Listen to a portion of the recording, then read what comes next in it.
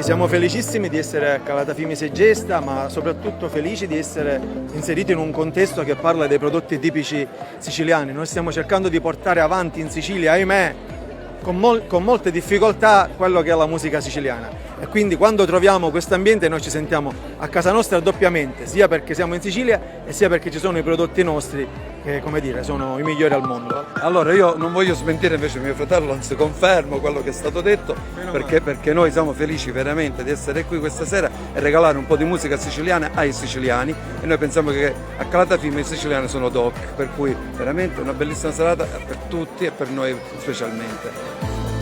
Questa è la terza edizione e stiamo godendo questa serata che è bellissima.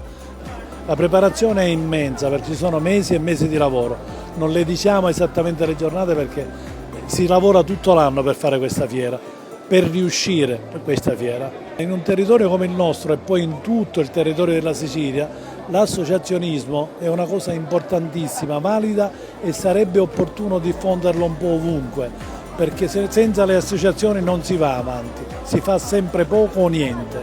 Le associazioni sono l'anima del territorio.